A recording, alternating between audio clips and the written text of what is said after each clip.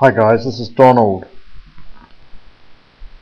At 6:30 on the Sunday morning after we'd been together, I was staying the night with my son Thomas in Waipara, North Canterbury, and I went for a walk, and it was just beautiful.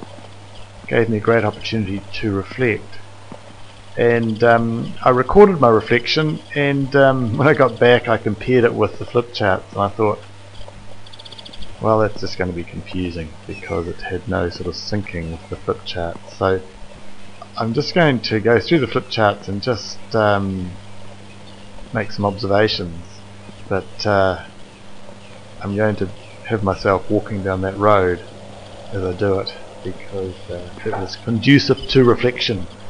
So the first flip chart is, we were talking about a progression of effect, and we start out with what happened to us, and we start pursuing the cause further and further and further and further back, because the further back we go, the closer we get to stuff we can control, which will be our beliefs. And once we get awareness of our beliefs, we can change them, and then it's almost by magic. With that awareness, we say, oh, we can't help it actually, because it becomes dead obvious whether the belief serves us or not, and we change it. And I think it was Rick who did the squiggle on the flip chart, and I thought about that quite a lot, and I think that's more of an emotional thing, which is understandable. Our lines go very squiggly at an emotional point, but that wedge is all about a progression of cause and effect, and we're pursuing it back to a deeper cause. I think that's what a leader does. It doesn't respond so much to the action, the behaviour, but seeks the deeper significance.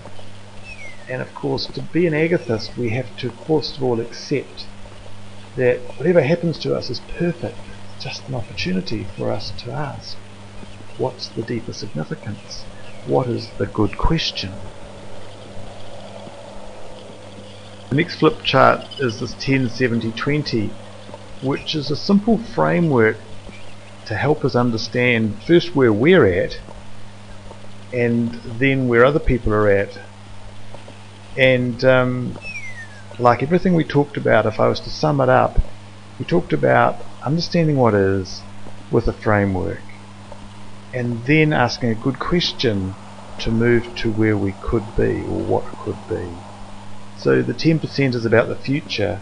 It's about visualizing and planning, and that's very important. We should do it first. It's like putting gas in the tank before we can drive anywhere, because it gives us the energy, especially if we're visualizing a brighter future. I urge people to do that first thing in the morning, every morning, or the beginning of the year, every year, beginning of the week, every week. The second thing is the present, where we're doing the work, or we're having fun. We're just relaxed. We're just here now. There's just enjoying the moment, and it's out of working in the present, being aware of the present, that we get our sense of satisfaction and our sense of fun. And the third is the past, although the past is a very close second. In fact, should even be first equal to visualizing the future. And the past is all about reflecting and learning. And if we reflect and learn with courage, we get to see a deeper significance, especially in the way we perceive things, our own experience. In the past also is completing, just tidying up loose ends, so as then we can have peace of mind, like there's sort of nothing that we plan to do is left undone. Next flip chart is doing and being, and once again this is just another little framework that I've created to help me just understand my life. So I share it, and that it may be helpful to you. I split life into being and doing. Being is the magic, it's just the way we be, and the doing is all the tangible stuff, the stuff that has to be done, but it's sort of almost the logic. And then some people talk about left brain, right brain. Some people talk about willful, and some people talk about spirited, logic and esoteric. It's just my way, say, of splitting it up so as I can better understand. And what I notice with our world is there's lots of encouragement to do stuff, and with ever increasing urgency, I might add. But there's not much encouragement for us to be calm, to be loving, to be considerate, to be fun, sometimes to be challenging, and sometimes to be just contrary, whatever it is. It's really important to be more aware of it rather than just swept along with the doing. And once again, trust the process. The process is that if we become aware of our being, we can't help but make choices that will help us be a better person. And as a better person, we get to be attractive and get more opportunities to influence people around us to be better people. And for you guys, that's a bit more caring of the world. That's a little less inclined to consume things for personal gratification. It's a bit more care for each other. These are the essence of sustainability. Well, I guess that's just my story. We talked a lot about what we do to get acceptance. In fact, I think it's absolutely essential to accept what is, because if we can't accept what is, we tend to waste a lot of emotional energy wishing we were somebody else, somewhere else, wishing something else was happening, particularly wishing somebody else would do something different. It's just subtle blaming, and as you'll see in Achieving More, Doing Less, playing above the line is we don't blame, we actually celebrate what is, and to a higher level of accepting, and that makes us incredibly powerful to make a difference. And making a difference is, once again, it's about applying ourselves to a framework.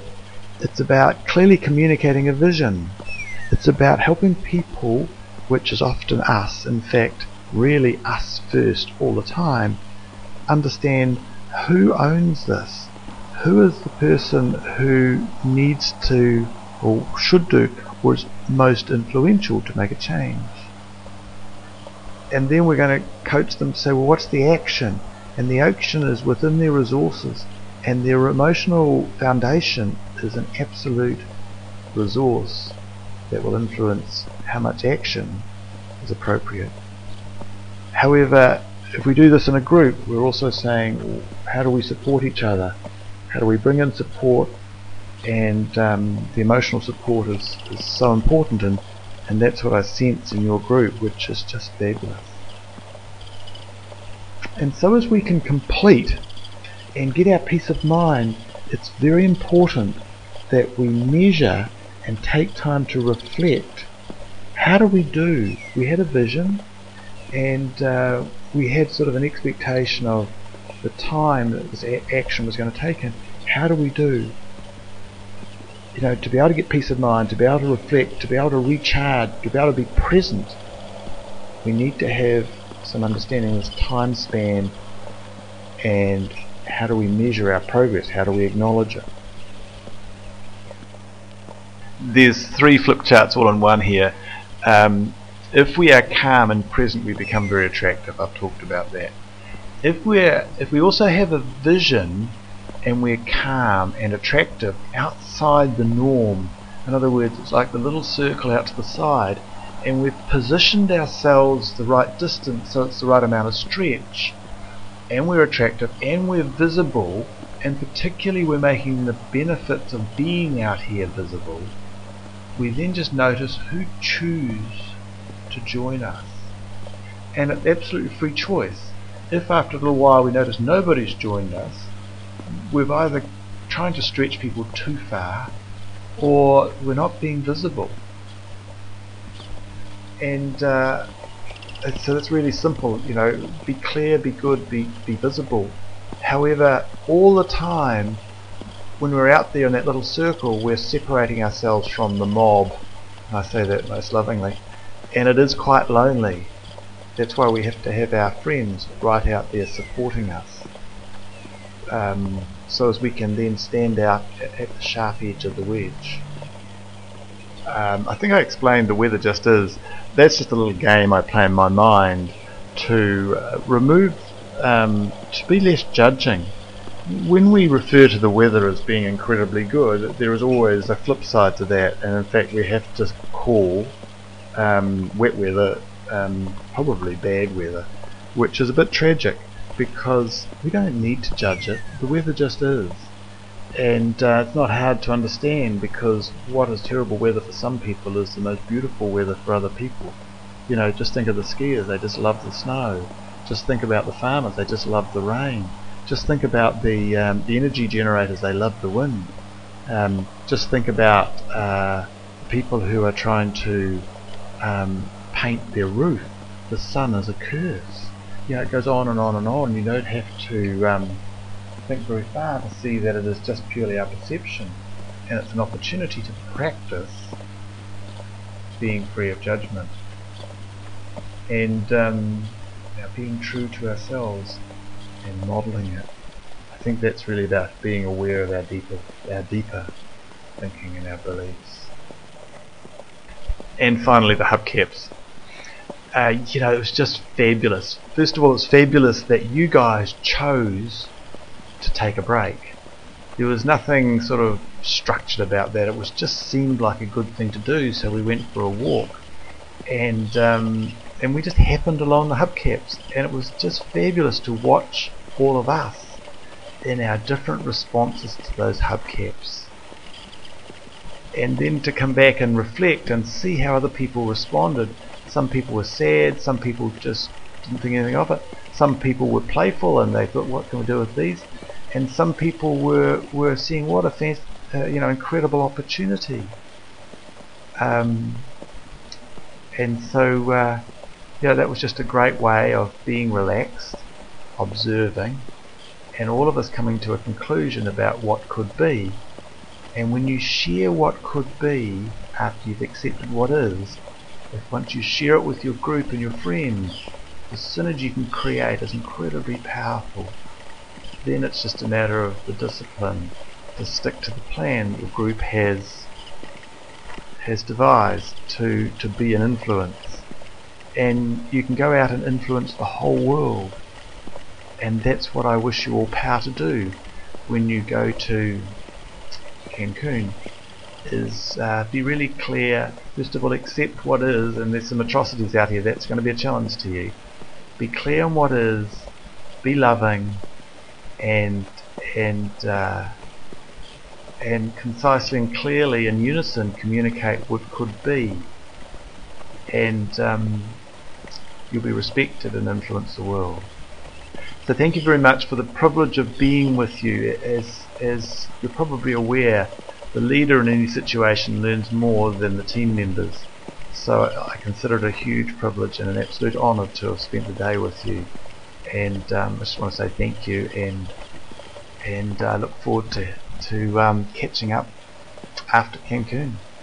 Cheers.